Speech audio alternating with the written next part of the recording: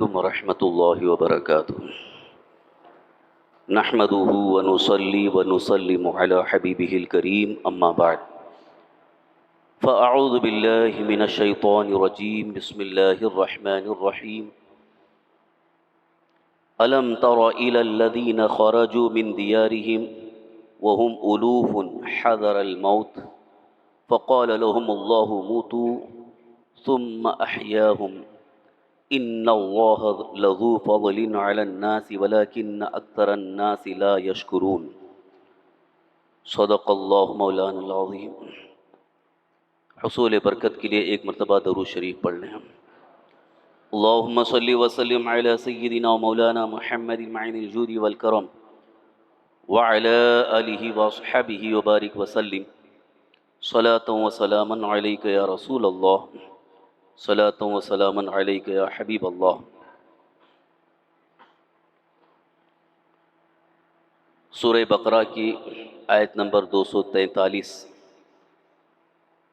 ابھی میں نے آپ کے سامنے تلاوت کی۔ یہاں سے نیا رکوع شروع ہو رہا ہے، یعنی 16واں رکوع کی شروعات ہے، اور سورت کی آیات میں سے 243 نمبر آیت ہے۔ اس میں ایک خاص واقعے کا ذکر ہے، اور اسی واقعے کے ذریعے پوری امت کو کچھ خاص پیغامات بھی ہیں۔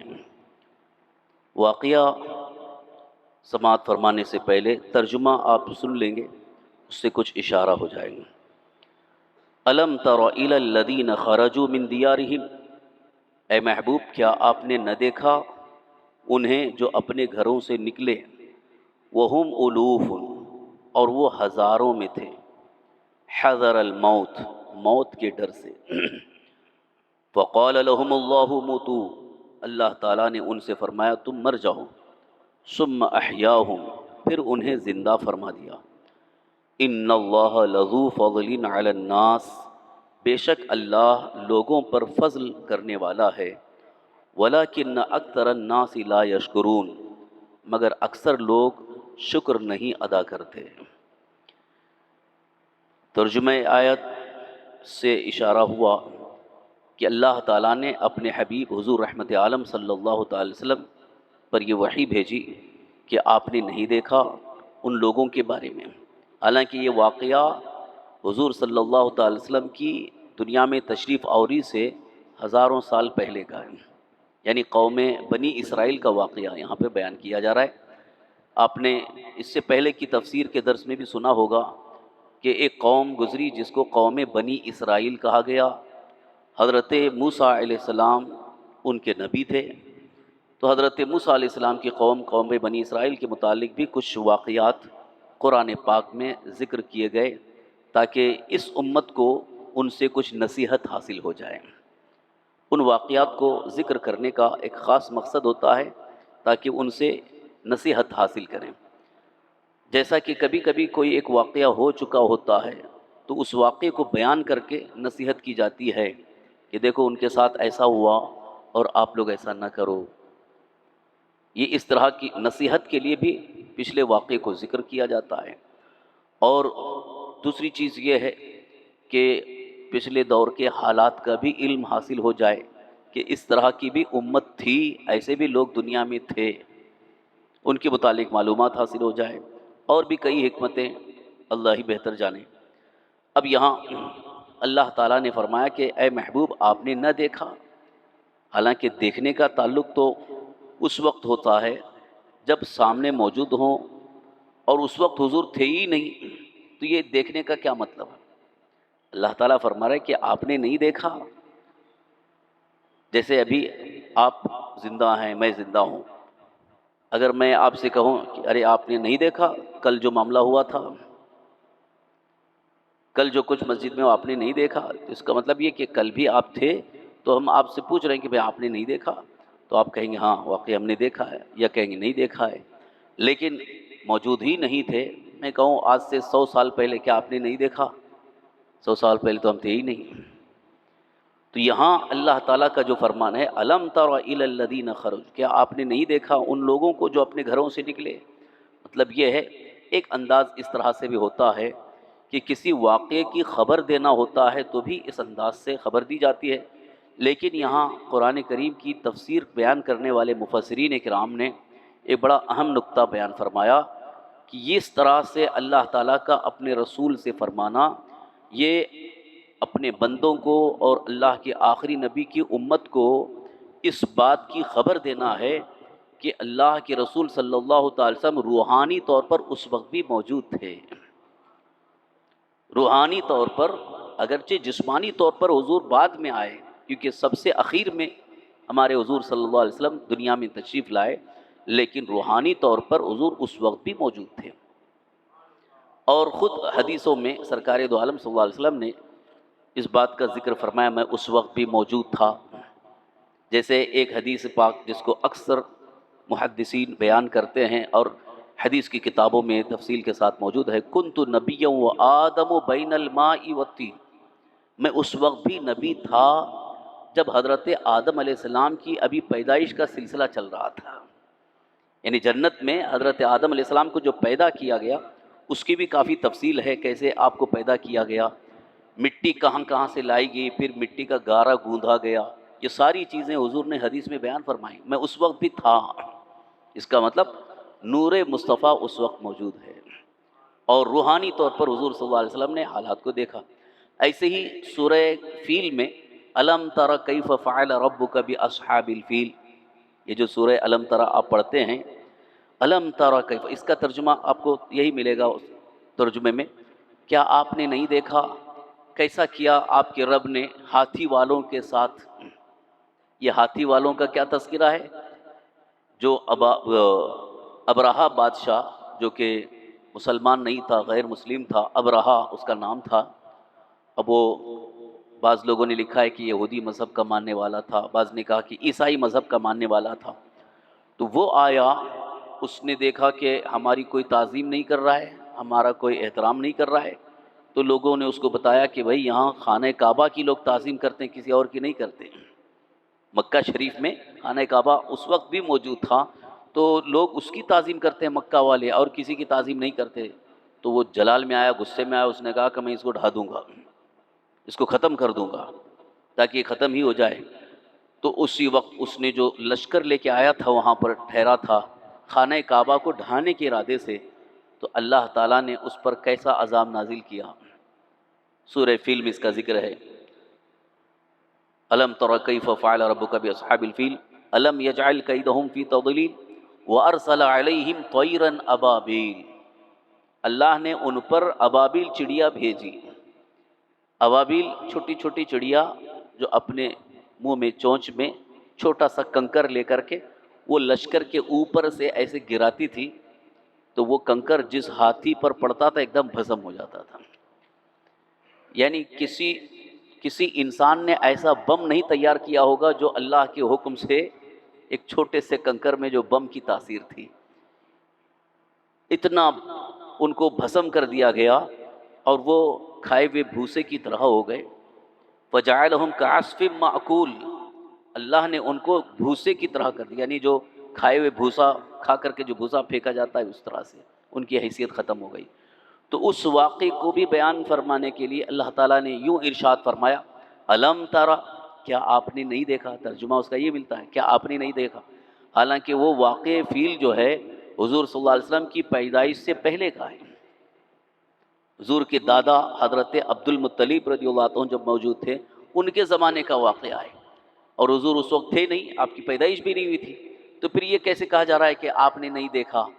تو وہاں مطلب یہی ہے کہ آپ تو روحانی طور پر موجود تھے اور آپ نے دیکھا ہے، اور پھر آپ سے اللہ تعالیٰ فرما رہا ہے کہ آپ نے نہیں دیکھا، یعنی آپ نے دیکھا ہے اور آپ کو اس علم ہے، اور پھر آپ اپنی امت کو اس واقعے کو خبر دیجئے، اس واقعے کے متعلق خبر دیجئے، انہیں بتائیے۔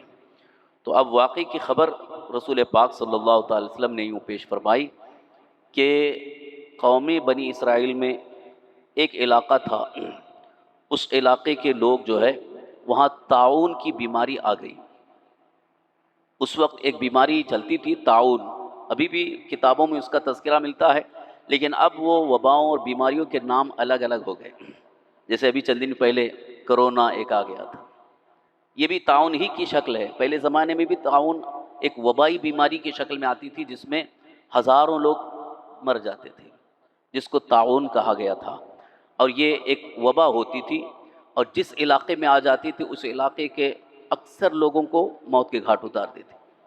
اصل میں کیا ہے، اب بھی یہ سلسلہ کافی رک گیا تھا، یعنی ایک لمبے عرصے سے ایسی کوئی بیماری آتی نہیں تھی، تو لوگوں کو اچنبھا ہو گیا یہ اچانک ایسے کیسے آ گئی۔ ہوتا ہے یہ تعاون یا وبائی بیماریاں جو ہے پہلے بھی آئی ہیں اور آتی رہی ہیں۔ تو جب اس پورے علاقے میں تعاون کی بیماری آ گئی اور لوگ جو ہے اس بیماری میں مرنے لگے، اس میں کچھ لوگ جو ہے وہاں سے بھاگ گئے، چھوڑ کر کے بھاگ گئے، اور کہیں دوسری جگہ جا کر کے انہوں نے پناہ لی، اور پھر جب ادھر بیماری ختم ہو گئی تو واپس آئے، دیکھا کافی لوگ مر چکے تھے لیکن کچھ لوگ بچے ہوئے تھے۔ یہ بھی دیکھیے قدرت کا ایسا نظام ہے کہ جن کی قسمت میں موت مقرر ہوتی ہے وہ وہاں رہیں گے تو بھی انہیں موت آئے گی، یا کہیں جائیں گے تو بھی موت آئے گی۔ اس لیے حضور صلی اللہ تعالی وسلم نے ارشاد فرمایا کہ جہاں تعاون پھیل جائے وہاں سے کسی کو کہیں دوسری جگہ نہیں جانا چاہیے، اور کوئی دوسرا اس جگہ نہ جائے۔ جیسے کہیں ایک علاقے میں اگر تعاون پھیلا ہوا ہے اور دوسری جگہ نہیں ہے تو وہاں سے کسی کو یہاں نہیں آنا ہے، یہ حضور نے منع فرمایا، صحیح بخاری شریف کی حدیث۔ اور جو یہاں پر موجود ہیں تعاون پھیلا ہوا ہے تو یہاں سے کسی کو نہیں جانا چاہیے۔ اب اس کی حکمت اللہ اور اللہ کے رسول جانے، اس میں خاص طور پر جو علماء نے ایک حکمت یہ بیان فرمائی کہ اصل میں تو ایسا تو ہوتا نہیں کہ یہ اگر ادھر چلا گیا تو یہ بیماری اٹھ کر کے وہاں چلی جائے گی، ایسا نہیں۔ بیماری جو ہے وہ اللہ کے حکم سے ہی ہے، جب تک اللہ کا حکم ہے جس علاقے میں جس جگہ میں، اس جگہ وہ تعاون کی شکل میں بیماری رہے گی، اور جب اللہ کا حکم ہوگا تبھی وہ ختم ہوگی۔ اب یہ لوگ جو ہے اس بیماری کو ختم کرنے کے لیے ایسا اعلان کر رہے ہیں کہ ہم نے اس کو ختم کر دیا، ہم نے تالی بجا کے ختم کیا، پلیٹ کو بجا کے ختم کیا۔ کسی کے بس کی بات نہیں، وہ جب تک اللہ کی مرضی ہے بیماری رہے گی، اس کو کوئی انسان ختم نہیں کرتا۔ یہ تو ایک تدبیر لوگوں نے دوا کے طور پر استعمال کی، ورنہ دیکھا یہ گیا کہ وہی دوا جن کے ساتھ کی گئی دوا کھانے کے بعد بھی نہیں بچے۔ اگر تمہاری دوا ہی کی تاثیر ہے تب تو پھر دوا مل جانے کے بعد آدمی کو بچ جانا چاہیے، نہیں بچے بہت سارے۔ اصل یہاں حکم الہی ہے، جب تک اللہ کا حکم ہوگا وہ بیماری باقی رہے گی، اور جن کی قسمت میں موت مقرر ہے، کیونکہ یہ تو ہمارا پکا عقیدہ ہے ہر ایک کے لیے موت مقرر ہے۔ اب جس کو اسی حال میں موت لکھی ہے وہ لاکھ بیماری کا علاج کرتا رہے، ٹھیک نہیں ہوگا۔ ابھی تو کافی یہ بھی خبریں ملی کہ ارے وہ تو دوا علاج ہونے کے بعد ٹھیک ہو گئے تھے لیکن بعد میں لینے کے لیے گئے تو پتہ چلا ختم ہو گئے۔ اب کچھ لوگوں نے کہا وہ سازش تھی یہ بہرحال، لیکن موت تو وہ اللہ کے حکم سے ہے، اس میں ہم کو شک شبہ نہیں کرنا چاہیے کہ موت جو ہے وہ اللہ کے حکم سے۔ تو اسی اصل یہاں پیغام کو اس واقعے میں بیان فرمانا ہے کہ انسان یہ سوچتا ہے کہ فلاں چیز کی اس کی وجہ سے اس کی وجہ سے موت آئی، اللہ تعالیٰ فرماتا ہے یہ اللہ کے حکم سے موت ہے اور اللہ کے حکم سے زندگی ہے۔ تو وہ لوگ جو تعاون سے ڈر کر کے بھاگے تھے پھر واپس آئے، تو جو لوگ بچے ہوئے تھے ان لوگوں نے کہا کہ ہم تو بچے ہیں، ہم کو کچھ ہوا نہیں۔ تو ان لوگوں نے کہا کہ آپ لوگ بڑے عقل مند ہیں کہ آپ بچ گئے، اور ان لوگوں نے بھی کہا کہ ہاں آپ لوگ بڑے عقل مند ہیں کہ آپ لوگ بھاگ گئے تھے، لیکن بھاگنے کی وجہ سے نہیں بچے، تمہاری قسمت میں موت نہیں تھی اس لیے بچے رہے۔ تو پھر ان لوگوں نے کہا کہ اچھا ٹھیک ہے، اب دوبارہ اگر آئے گی تو ہم لوگ سب ساتھ میں نکلیں گے۔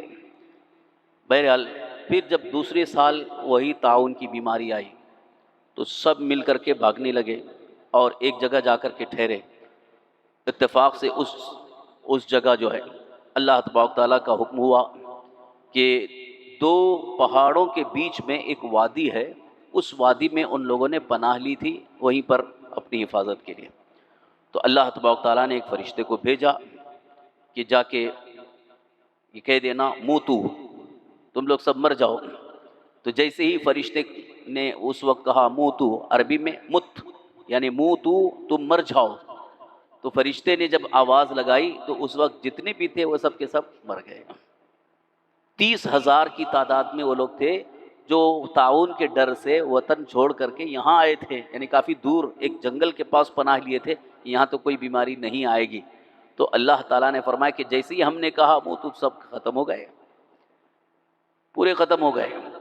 اور ایک اللہ کے نبی حضرت حزقیل علیہ السلام وہاں سے گزر رہے تھے، تو جب ان کا گزر اس علاقے سے ہوا، انہوں نے دیکھا ارے سب لاشیں پڑی ہوئی ہیں ایسے ہی، کچھ تو ہڈیاں نظر آ رہی ہیں، چمڑی ختم ہو گئی، گوشت ختم ہو، خالی ہڈیاں پڑی ہیں، کچھ تو ایسی لاشیں ہیں۔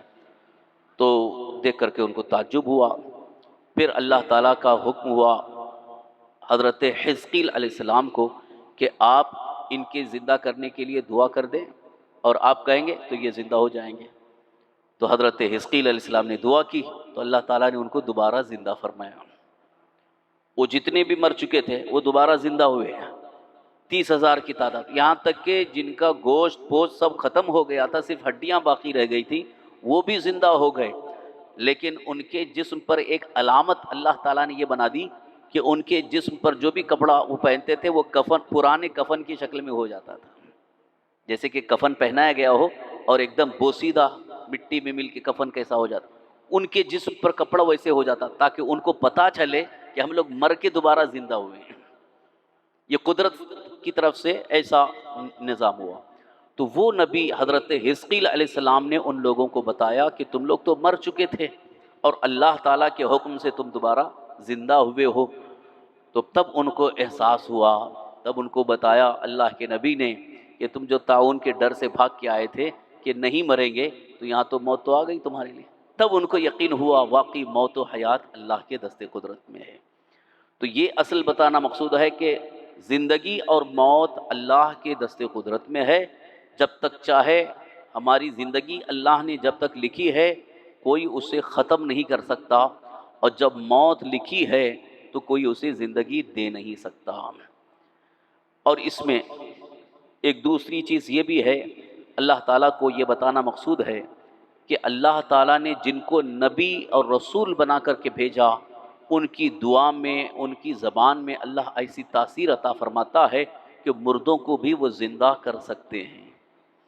حضرت حزقیل علیہ السلام انہوں نے جب کہا کہ زندہ ہو جاؤ تو وہ زندہ ہو گئے، حالانکہ اللہ تعالیٰ چاہے تو حضرت حزقیل علیہ السلام کو فرمانے کی ضرورت کیا ہے، اللہ تعالیٰ خود ہی حکم فرما دیتا کہ تم لوگ زندہ ہو جاؤ تو وہ زندہ ہو جاتے۔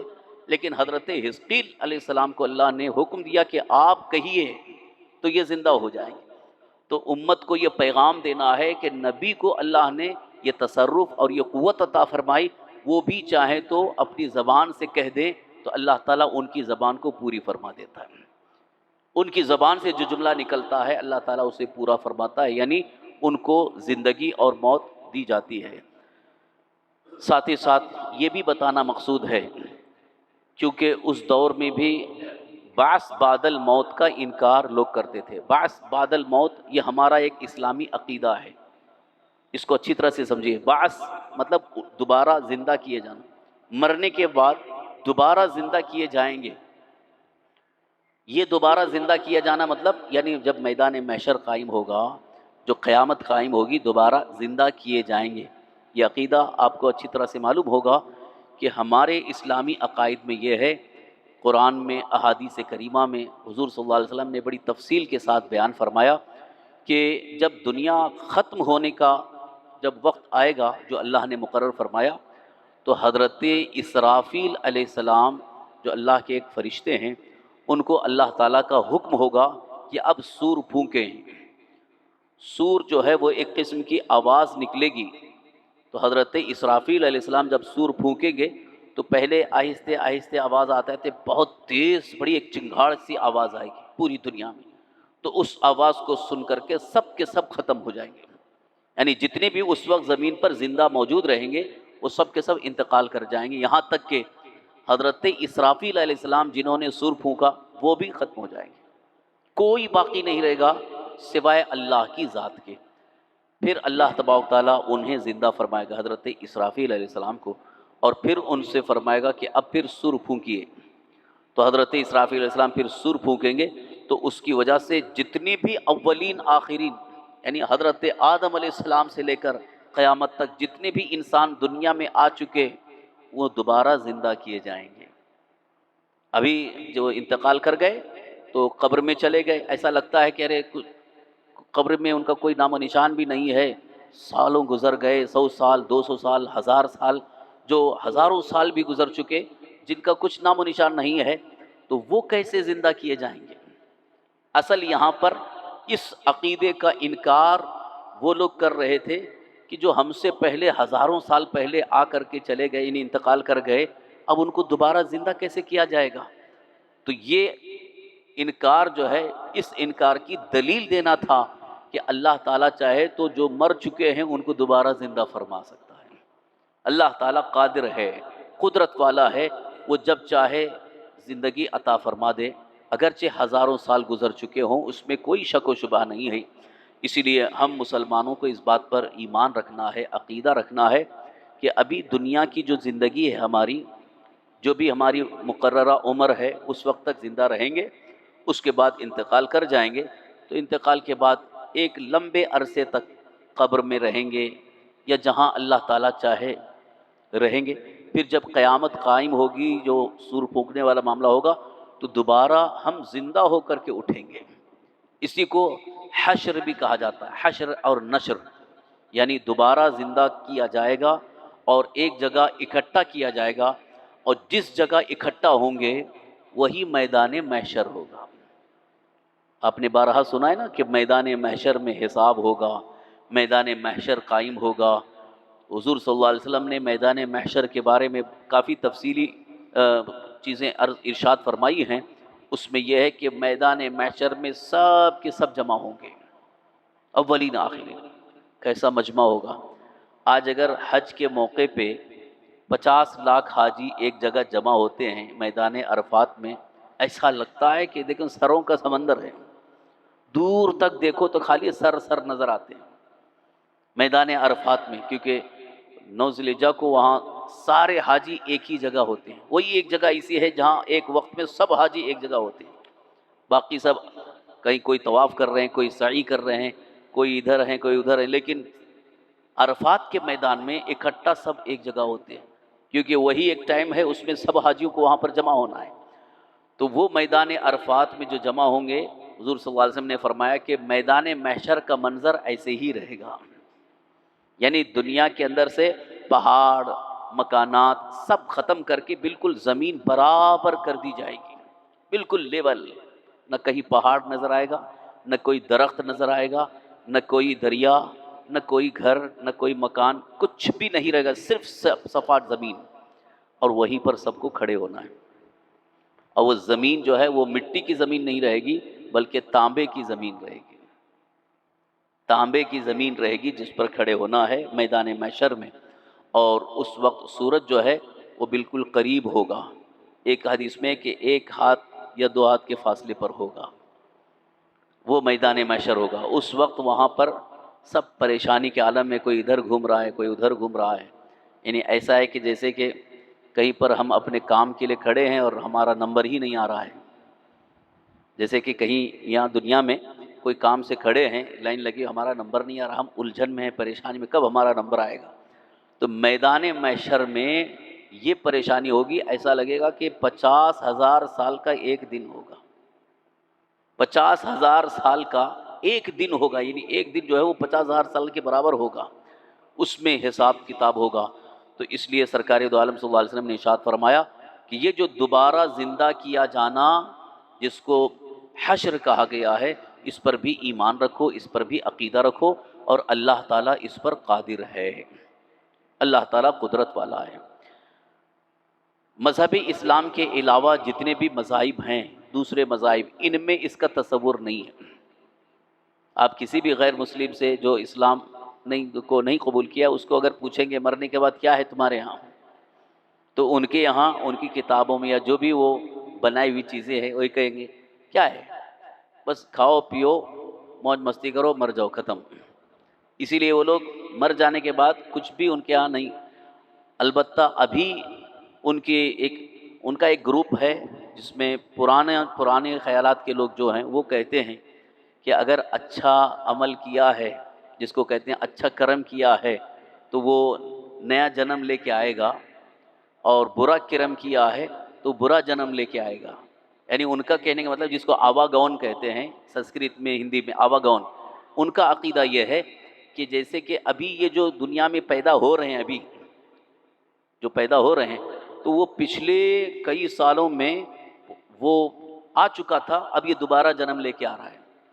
اب دیکھتے ہیں کہ اگر کوئی اچھا انسان ہے تو کہتے ہیں یہاں پرانا اچھا کرم کیا تھا اس لیے یہ اچھا ہو کے آیا ہے، اور اگر کوئی برا انسان دیکھتے ہیں، چور ہے، ڈاکو ہے، دنیا بھر کے خرافات ہے، تو کہتے ہیں یہ پچھلے جنم میں جو ہے بہت برا کرم کیا تھا اس لیے برا ہو کے آیا ہے۔ یہ غیر مسلموں کے مذاہب میں اس طرح کا تصور ہے، حالانکہ اسلامی عقیدہ اور اسلامی نظریہ یہ ہے جب تک دنیا قائم ہے کوئی واپس اس طرح سے نہیں آ سکتا جیسے ابھی ہے۔ صرف انبیاء اور اللہ تعالیٰ نے اپنے مخصوص بندوں کو ایک ایسی حیات عطا فرمائی ہے کہ وہ جو ہے وہ قبروں میں زندہ ہوتے ہیں اور روحانی طور پر کہیں پہنچ جاتے ہیں، کہیں جانے کا ذکر ملتا ہے، روح جو ہے وہ موجود ہوتی ہے، کیونکہ روح ختم نہیں ہوتی۔ انسان کا جسم ختم ہو جاتا ہے لیکن روح باقی رہتی ہے، روح نہیں ختم ہوتی ہے، تو پھر انہی روحوں کو پھر جسم کے ساتھ دوبارہ زندہ کیا جائے گا۔ اچھا، یہاں ایک بات ذہن میں آ گئی، اس کو بھی عرض کر رہا ہوں۔ کافی لوگ کبھی کبھی پوچھتے ہیں، جیسے کسی کا انتقال ہو گیا، انتقال کے بعد کبھی کبھی اس کی شکل میں دیکھتے ہیں لوگ اور کہتے ہیں کہ بدروح ہو کر کے آ گئی۔ بدروح، بدروح کیا ہے؟ یہ جیسے وہ جس کا انتقال ہو گیا ہے وہ آ رہا ہے، وہ اس کو ہم لوگوں نے دیکھا، ایسا ہے ویسا ہے، ایسا نہیں ہے۔ اصل میں ہوتا یہ ہے کہ ہر انسان کے ساتھ ایک شیطان ہوتا ہے، یعنی جب بھی کوئی انسان پیدا ہوتا ہے اس کے ساتھ ایک شیطان ضرور پیدا ہوتا ہے، تو وہ اس کے ساتھ رہتا ہے، اور جب اس انسان کا انتقال ہوتا ہے تو وہ جو شیطان جو اس کو ہمزاد کہا گیا، وہ موجود رہتا ہے۔ تو کبھی کبھی وہ اس کی شکل میں نظر آتا ہے، تو لوگ کہتے ہیں کہ ارے وہ جو ہے، چونکہ جیسے اس کا ایکسیڈنٹ ہو گیا یا وہ خودکشی کر کے مر گیا، اس لیے اس کی روح، بری روح جو ہے بار بار آ رہی ہے۔ وہ اس کی بری روح نہیں آتی ہے، بلکہ وہ جو ہمزاد شیطان جو تھا وہ اس کی شکل میں کبھی کبھی نظر آتا ہے۔ تو اس کی بنیاد پر یہ نہ کہا جائے کہ وہ دوبارہ نظر آ رہا ہے، ایسا نہیں۔ ہاں، انبیاء مرسلین کے لیے اللہ تعالیٰ نے یہ تصرف عطا فرمایا کہ وہ اپنی اصل شکل کے ساتھ بھی حاضر ہو سکتے ہیں، لیکن جب اللہ کا انہیں حکم ہوگا۔ جیسا کہ سرکار دو عالم صلی اللہ علیہ وسلم معراج کی رات مسجد اقصی میں جب پہنچے تھے تو سارے انبیاء حضرت آدم علیہ السلام سے لے کر وہ سارے جسم و روح کے ساتھ موجود تھے۔ یہ ان کے لیے مخصوص ہے، انبیاء اکرام علیہ السلام کے لیے۔ باقی ایسے عام انسانوں کے لیے ایسا کبھی نہیں ہوتا ہے کہ دنیا جب تک قائم ہے کہ وہ دوبارہ اسی زندگی کے ساتھ آئیں، بلکہ انتقال کے بعد وہ قبر میں رہیں گے، جس کو عالم برزخ کہا گیا، اور جب قیامت قائم ہوگی تب دوبارہ زندہ کیے جائیں گے۔ اسی عقیدے کو یہاں پر خاص طور پر پیش کیا گیا ہے۔ اس کو پھر سے آخر تک یہ آیت سن لیں۔ اللہ تعالیٰ نے ارشاد فرمایا، ان اللہ لذو فضل علی الناس، اللہ تعالیٰ لوگوں پر فضل کرنے والا ہے، ولیکن اکثر الناس لا یشکرون، مگر اکثر لوگ ناشکرے ہیں۔ یعنی اللہ تعالیٰ موت اور حیات ہر اعتبار سے بندوں پر فضل فرماتا ہے، بندوں پر احسان فرماتا ہے۔ بھئی یہ زندگی، یہ بھی اللہ کا فضل ہے، اور زندگی باقی رکھنے کے لیے کتنی چیزوں کو اللہ تعالیٰ نے پیدا فرما دی۔ جیسے ہماری زندگی باقی رکھنے کے لیے کتنی چیزوں کو اللہ نے پیدا کیا ہے۔ اگر ہم غور کرتے ہیں، سب سے پہلی اہم چیز آکسیجن۔ آپ کسی انسان سے بھی جو پڑھا لکھا ہے اس سے پوچھو، بغیر آکسیجن کے انسان رہ سکتا ہے کہ نہیں؟ تو بتائیے آکسیجن کون سے سائنسدان نے پیدا کیا ہے؟ کس سائنٹسٹ نے اس کی ایجاد کی ہے؟ بہت ساری چیزیں جو ہے انسانوں نے ایجاد کیا ہے، راکٹ ایجاد کیے، ہوائی جہاز ایجاد کیے، ٹرین ایجاد کیے، موبائل ایجاد کیے، بہت ساری چیزیں، لیکن آکسیجن کو کس نے ایجاد کیا ہے؟ کون ہے اس کا موجد؟ اللہ نے پیدا فرمایا ہے۔ کیوں؟ انسانوں کو زندہ رکھنے کے لیے اللہ تعالیٰ نے کائنات کے اندر روئے زمین پر کچھ ایسی چیزیں پیدا فرمائی کہ جن کی وجہ سے انسان زندہ رہ سکتا ہے۔ لیکن یہ بھی آپ کو یقین رکھنا ہے کہ بغیر آکسیجن کے بھی اللہ تعالیٰ چاہے تو انسان زندہ رہ سکتا ہے۔ ابھی ترکی کا جب زلزلہ آیا تو اس میں کئی ایسے واقعات ہوئے کہ جو ملبے میں دبے ہوئے تھے، ایک ایک ہفتہ کوئی 15 دن کے بعد نکالے تو زندہ نکلے، چھوٹے چھوٹے بچے۔ اب آپ سوچئے کہ تھوڑی دیر کے لیے اگر ہم کو آکسیجن روک دیں، کہیں اگر بند کر دیں تو دم گھٹ کے مر جائیں گے، لیکن وہ جو ملبے میں دبے ہوئے تھے، بلڈنگ گری ہے نیچے دبے ہوئے ہیں، اور کئی دنوں کے بعد جب ملبہ نکالا گیا ہے تو اس میں چھوٹے چھوٹے بچے زندہ نکل رہے ہیں۔ یہ اللہ کی قدرت ہے۔ یعنی آکسیجن یہ انسان کی زندگی کے لیے اللہ نے پیدا فرمائی ہے، مگر ایک سبب ہے، لیکن اللہ چاہے تو اس کے بغیر بھی انسان زندہ رہ سکتا ہے۔ یہی وجہ ہے کہ سمندر کی تہ میں بھی انسان جاتا ہے، اکثر تو آکسیجن لے کے جاتے ہیں کیونکہ وہاں آکسیجن نہیں ہوتا ہے۔ اسی طرح سے چاند پر بھی انسان گیا تو وہاں بھی آکسیجن نہیں ہے۔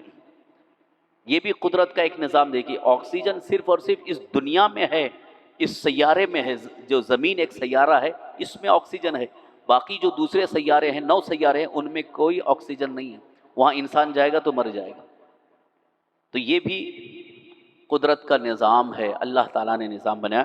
اسی لیے اللہ تعالیٰ نے فرمایا کہ اللہ تعالیٰ لوگوں پر فضل فرمانے والا ہے، احسان فرمانے والا ہے، تو لوگوں کو اللہ کا احسان یاد رکھنا چاہیے۔ اب احسان کا شکر کیسے ادا ہوگا؟ اللہ کی عبادت کے ذریعے، اس کی عبادت، بندگی، نیکیاں اور اللہ کی رضا کے کام کرنا، یہ اللہ کے احسان کا شکر ادا کرنا ہے۔ ایک تو زبانی شکر، اللہ کا شکر ہے کہ اللہ نے ہم کو یہ سب کچھ عطا فرمایا، یہ زبان سے کہنا یہ بھی شکر ہے، اور ساتھ ساتھ عمل بھی کرتے رہیں تو یہ شکر کا ایک بہتر طریقہ ہے۔ اگر آپ زبان سے نہیں بھی کہے لیکن 5 وقت نماز پڑھتے رہے تو آپ شکر گزار بنتے ہیں۔ حضور صلی اللہ علیہ وسلم فرماتے ہیں کہ اللہ کا شکر گزار بندہ وہ ہے جو اللہ کی 5 وقت عبادت صحیح طریقے سے ادا کر رہا ہے، یہ اللہ کا شکر گزار بندہ ہے۔ اسی طرح سے ماہ رمضان المبارک میں آپ روزے رکھ رہے ہیں، اللہ کا شکر ادا کر رہے ہیں، کیونکہ اللہ کا حکم ہے، اللہ کی طرف سے ہمارے اوپر فرض بھی ہے، اور یہ ایک طرح سے اللہ کے حکم پر عمل کر کے ہم شکر بھی ادا کر رہے ہیں کہ رب نے ہم کو بے شمار نعمتیں عطا فرمائیں۔ ویسے تو ہم کما حق اس کا شکر ادا ہی نہیں کر سکتے، بے شمار نعمتیں۔ لہٰذا یہاں اللہ تعالیٰ نے جو فرمایا اس کو احساس دلانے کے لیے کہ اکثر لوگ ناشکرے ہیں۔ آج دیکھ لیجئے آپ کتنے لوگ نماز پڑھتے ہیں، کتنے لوگ اللہ کو یاد کرتے ہیں، چند ہی حضرات جو آپ کو نظر آئیں گے مسجدوں میں اور چند گھروں میں، باقی تو اکثر جن کو کچھ پتہ ہی نہیں ہے۔ کتنے تو ایسے ہیں کہ جن کو خدا ہے اس کا بھی احساس نہیں ہے، اور کتنے تو جان بوجھ کر کے بے دین ہو رہے ہیں، ناستک ہو رہے ہیں۔ قرآن کریم ہماری ہدایت کے لیے آیا، لہٰذا یہاں سے آپ کو ہمیشہ یہ عقیدہ رکھنا ہے کہ اللہ موجود ہے، اور اللہ تعالیٰ سب سے بڑی طاقت اور قدرت والا ہے، وہ جب چاہے زندہ فرما دے اور جب چاہے جس کو موت دے دے۔ ہمیں اسی پر یقین اور پورا عقیدہ رکھنا ہے۔ اللہ تعالیٰ ہم سب کو اس پر عمل کی توفیق عطا فرمائے۔ یا الہ العالمین یا رحم الراحمین، یا اللہ اپنے حبیب پاک صلی اللہ تعالی وسلم کے صدقے طفیل ہماری مغفرت فرما۔ یا الہ العالمین یا رحم الراحمین، ہماری جانب سے احکام شرع پر، تیرے احکام پر عمل کرنے میں جو بھی کمی ہوئی مولا اسے معاف فرما۔ یا الہ العالمین یا رحم الراحمین، تیرے احکام پر ہمیں عمل کی توفیق عطا فرما، تیری اطاعت اور فرما برداری کی توفیق عطا فرما۔ یا الہ العالمین یا رحم الراحمین، ماہ رمضان المبارک کی برکتیں عطا فرما، ہمارے روزے، نمازیں، ذکر و تلاوت اور صدقات، خیرات، زکوٰۃ اور نیکیوں کو قبول فرما۔ یا الہ العالمین یا رحم الراحمین، اپنے محبوب بندوں کے صدقے میں سرکار دو عالم صلی اللہ علیہ وسلم کے وسیلے سے ہماری عمر میں، رزق حلال میں وسعت اور برکتیں عطا فرما۔ یا اللہ تو ہی کرم کرنے والا ہے مولا، اپنے فضل و کرم سے ہماری زندگی کو بہتر فرما دے، ہماری زندگی میں خیر اور عافیت عطا فرما، شر اور بدبختی سے ہمیں محفوظ فرما۔ یا الہ العالمین یا رحم الراحمین، ہم میں جو بھی بیمار ہیں انہیں شفائے کاملہ عاجلہ، صحت و عافیت و تندرستی عطا فرما۔ یا اللہ ہم میں جو بے روزگار ہیں ان کے لیے روزی کے دروازے کشادہ فرما دے۔ مولا تو جس پر کرم فرما دے وہ یقیناً خوشحال ہوگا۔ یا الہ العالمین یا رحم الراحمین، ہم سب تیرے کرم کے محتاج ہیں۔ یا ارحم الراحمین، دنیا میں ہمارے حق میں جو بہتر ہے وہ عطا فرما، اور ہمیں آخرت کی کامیابی نصیب فرما۔ یا اللہ ہمیں ایمان پر زندہ رکھ، ایمانی پر خاتمہ نصیب فرما۔ اللہم ربنا آتنا فی الدنیا حسنۃ وفی الآخرۃ حسنۃ وقنا عذاب النار۔ ربنا تقبل منا انك انت السميع العليم وتب علينا انك انت التواب الرحيم، وصلى الله تعالى على خير خلقه سيدنا ومولانا محمد وعلى آله وصحبه اجمعين برحمتك يا ارحم الراحمين۔